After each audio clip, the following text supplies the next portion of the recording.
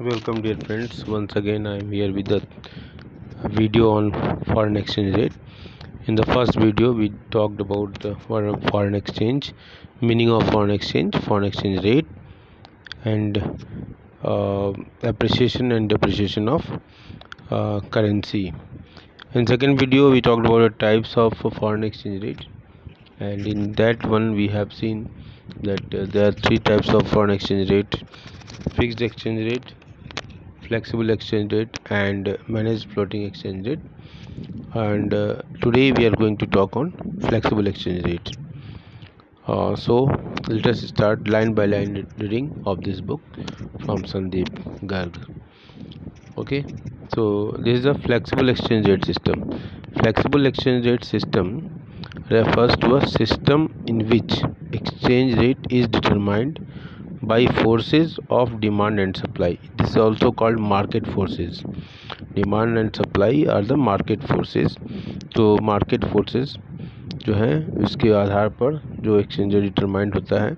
अब ये market international market है जहाँ पर करेंसी की डिमांड और सप्लाई दोनों होती है. तो एक बार फिर इसको देखते हैं. Flexible exchange rate system refers to a system in which exchange rate is determined by forces of demand and supply of different currencies. ठीक है, in the foreign exchange market. चलिए अब आगे पढ़ते हैं इसको. The value of a currency is allowed to fluctuate freely according to change in the demand and supply of foreign exchange. तो currency की जो वैल्यू है वो फ्लक्चुएट होती रहती है डिमांड और सप्लाई में होने वाले परिवर्तनों के हिसाब से.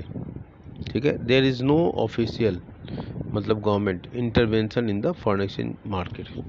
यहाँ एक पॉइंट यहाँ से है. पहली बात तो the value of currency is allowed to fluctuate freely according to the change in demand and supply of foreign exchange. दूसरा है there is no official.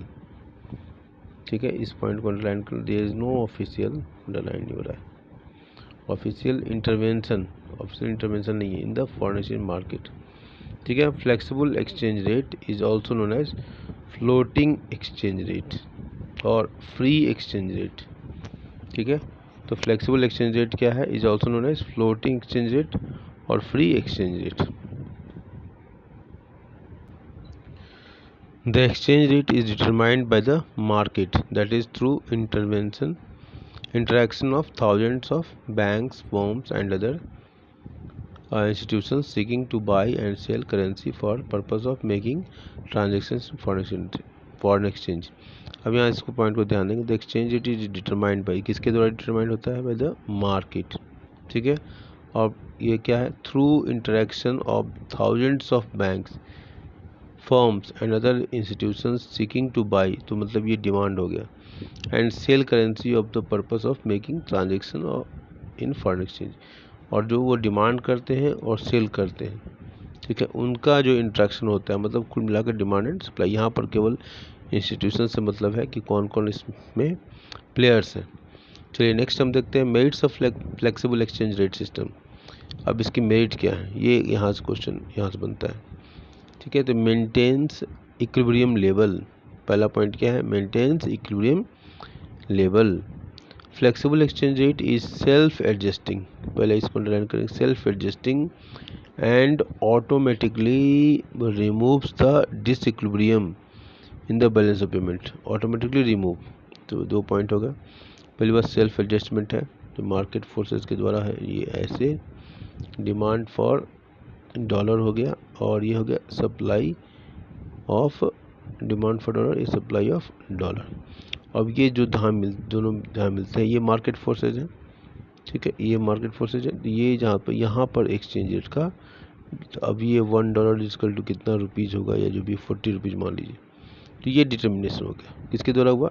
Demand of dollar और सप्लाई. इसी बात को यहाँ कहा गया था exchange rate is determined by the market. Market में डिमांड और सप्लाई दो फोर्स हैं. That is through interaction of thousands of banks, firms and other institutions seeking to buy. देखिए demand buy, demand of dollar to buy and sell currency. Sell मतलब supply. For purpose of making transactions in foreign exchange. अब आते हैं merits of flexible exchange rate. Maintains equilibrium level. Flexible exchange rate is self adjusting and automatically removes the disequilibrium in the BOP. It eliminates the problem of overvaluation. इसका implication समझिए। It eliminates the problem of overvaluation and undervaluation of currency. तो overvaluation of undervaluation of currency कौन से exchange rate में इस problem को solution मिलता है? तो ये सॉल्यूशन मिलता है फ्लेक्सिबल एक्सचेंज रेट सिस्टम में। दूसरा पॉइंट है no need for huge foreign exchange reserves. मतलब अधिक मात्रा में फॉरेन एक्सचेंज रिजर्व रखने की जरूरत नहीं पड़ती है फ्लेक्सिबल एक्सचेंज रेट सिस्टम में। There is no need for the government to hold large foreign exchange reserves. It enhances the movement of capital across different parts of the world. अब ये movement of capital को जो है ये enhance करता है, enhances the movement of capital. तो ये पॉइंट बहुत इंपॉर्टेंट है।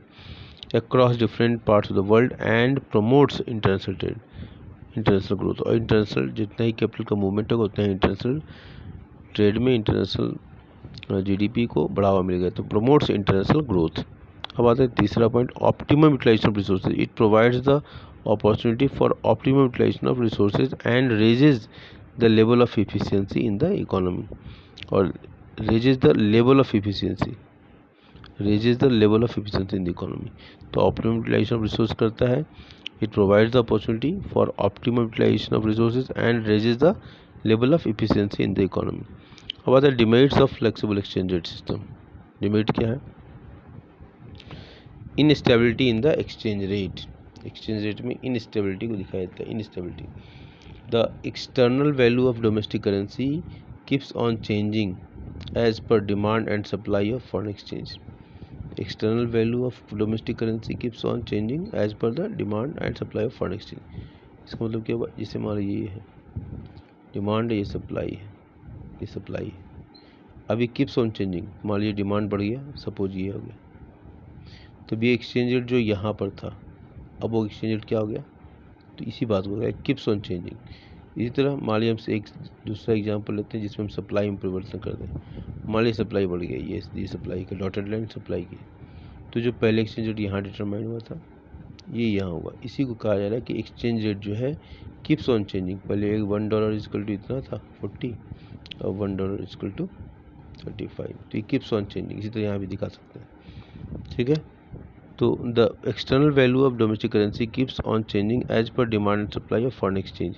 It creates uncertainty about the amount of receipts and payments in foreign exchange transactions.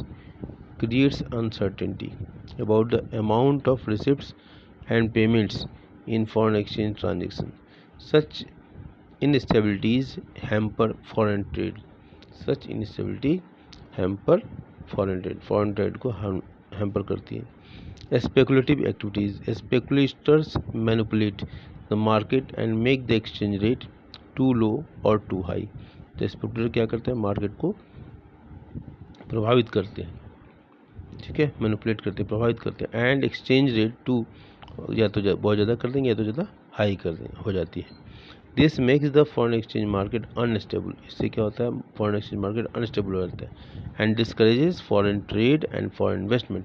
और ऐसे में डिस्करेज होता है ट्रेड और व्यापार, फॉरेन ट्रेड विदेशी व्यापार, और इन्वेस्टमेंट विदेश से जो आने वाला पैसा वो भी अस्थिर हो जाता है, ठीक है। Creates in inflationary situation. It generates inflationary trends in the economy when there is an increase in the prices of imports. ठीक है, जब prices there is an increase in the prices of the imports due to the depreciation of the currency. currency के depreciation से क्या होगा? there is an increase in the prices of imports. import की कीमतें बढ़ जाएंगी और वैसे केस में inflationary situation की स्थिति बन जाती है। अब ये बहुत ही महत्वपूर्ण है।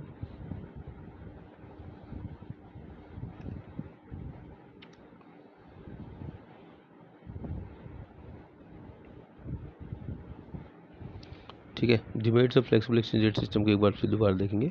Instability in the exchange rate, the external value of domestic currency keeps on changing as per demand and supply of foreign exchange. तो ये है ना डिमांड और demand for dollar, supply of dollar. आइए इसमें चेंज मैंने दिखाया, डिमांड बढ़ गया, इसी तरह यहाँ मैंने सप्लाई बढ़ाया। तो दोनों में देखिए पहले एक्सचेंज रेट डिमांड और सप्लाई के इंट्रैक्शन से यहाँ से हुआ, फिर बढ़ने के बाद एक्सचेंज रेट ऊपर चला गया। इसी तरह यहाँ से सप्लाई के बढ़ने से एक्सचेंज रेट नीचे आ गया, इसी को बताया गया। The external value of domestic currency keeps on changing as per demand and supply of foreign exchange. It creates uncertainty about the amount of receipts and payments of in foreign exchange transaction. Such instabilities hamper foreign trade. Speculative activities के बारे में बताया गया। Speculators manipulate the market and make the exchange rates too low or too high. This makes the foreign exchange market unstable and discourages foreign trade and foreign investments. ठीक है, speculators क्या करता है, manipulate the market and make exchange rates too low or too high. This makes the foreign exchange market unstable and discourages foreign trade and foreign investment. ठीक है, creates in inflationary situation. It generates inflationary trends in the economy. कब ये होता है inflationary trend economy में? When there is an increase in the prices of imports due to depreciation of the currency. अब आते हैं, इसको मैं एक दोबारा इसलिए पढ़ा क्योंकि मुझे लगा कि ये पिछली बार वीडियो में नहीं आया होगा, इसलिए मुझे दोबारा पढ़ना पड़ा। चलिए अब आते हैं fixed exchange rate versus flexible exchange rate. ये बहुत इंपॉर्टेंट है। फिक्स्ड एक्सचेंज रेट और फ्लेक्सिबल एक्सचेंज रेट में क्या अंतर है? तो डिटर्मिनेशन ऑफ एक्सचेंज रेट, ये डिटरमाइन कौन करता है? फिक्स्ड एक्सचेंज रेट में कौन करता है? देखिए, इट इज़ ऑफिशियली फिक्स्ड। अब ऑफिशियली फिक्स्ड कौन करता है हमारे यहाँ? इन टर्म्स ऑफ गोल्ड और any other currency by the government. ये तो गोल्ड के रूप में होगा या किसी और करेंसी के रूप में। ठीक है, फ्लेक्सिबल एक्सचेंज रेट में क्या होगा? It is determined by the forces of demand and supply of foreign exchange. इसमें सरकार की भूमिका होगी, जो या तो गोल्ड के से करे या किसी और करेंसी से करे। Government control, there is complete government control as only government has the power to change it. There is no government intervention and it fluctuates freely according to market conditions. Stability in exchange rate. Stability in exchange rate. The exchange rate generally remains stable and only small variations is possible. The exchange rate keeps on changing. Foreign exchange reserves. Government is required to keep a large stock of foreign exchange reserves. Government is required to keep a large stock of foreign exchange reserves to maintain the fixed rate of exchange at a particular level. Flexible exchange rate में क्या है? Foreign exchange reserves are not required to be kept under this system. और not required, foreign exchange reserves को रखने की जरूरत नहीं है अंडर दिस सिस्टम। ठीक है, as exchange rate is set by the market forces. क्यों ऐसा होता है? क्योंकि एक्सचेंज रेट सेट किया जाता है किसके द्वारा? Market forces. कौन सा? डिमांड सप्लाई के द्वारा। इंक्रीज और decrease in value of domestic currency. Fixed exchange rate leads to devaluation. Fixed exchange rate में क्या होता है? डिवैल्यूएशन होता है। When there is a decrease in the value of domestic currency by the government के द्वारा जब करेंसी की वैल्यू को घटाया जाता है तो उसको डिवैल्यूएशन नाम दिया जाता है। और वो किस में होता है? वो फिक्स्ड एक्सचेंज रेट सिस्टम में होता है। रिवैल्यूएशन क्या होता है? When there is an increase in the value of domestic currency by the government के द्वारा इसको बढ़ाया जाता है तो इसको रिवैल्यूएशन कहते हैं।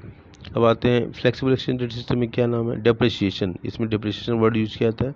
That is decrease in the, इसमें डिक्रीज होती है value of domestic currency in terms of foreign currency bye market forces. यहाँ भी market forces, demand and supply.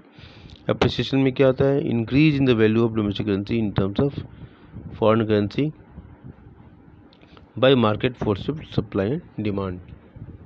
तो इस तरीके से हमारा फिक्स्ड एक्सचेंज रेट का ये पॉइंट, यहाँ नीचे नहीं आया था वीडियो, ठीक है, ये पॉइंट इतना कवर होता है फिक्स्ड एक्सचेंज रेट और फ्लेक्सिबल एक्सचेंज रेट में। फिक्स्ड एक्सचेंज रेट सिस्टम में डिवैल्यूएशन और रिवैल्यूएशन होते हैं। डिवैल्यूएशन में सरकार अपने करेंसी की वैल्यू घटाती है, रिवैल्यूएशन में उसको ऊंचा रखती है। ठीक है, उसको अप्रिशिएट करती है, मतलब अप्रिशिएट वर्ड तो यूज नहीं किया था, उसको बढ़ाती है, बढ़ा हुआ वैल्यू होता है। जैसे $1 इक्वल टू, मान लीजिए तो समझ ले $1.60 है, तो $1 सरकार ने क्या किया, इसको $1 में इसको 70 कर दिया, तो इसमें क्या हुआ? रुपए की वैल्यू घटी। ठीक है, तो ये हो गया डिवैल्यूएशन का एग्जांपल। यहाँ से यहाँ आना डिवैल्यूएशन। और मान लीजिए $1 इक्वल टू 60 था, अब $1 इक्वल टू 50 हो गया। तो यहाँ से यहाँ आना रिवोल्यूशन का आएगा। ये हो गया R और ये हो गया D। ठीक है, डेप्रिसिएशन ये मार्केट फोर्सेस के द्वारा होता है, जो मार्केट फोर्सेस मैंने बताया था। ये demand and supply of foreign exchange, supply of dollar, demand of dollar. ठीक है, तो इसमें डिप्रिसिएशन होता है, मतलब $1 इक्वल टू 60 रुपीज़ से $1 इक्वल टू 70 रुपीज़ हुआ, तो रुपीज़ का डिप्रिसिएशन हो गया। ठीक है।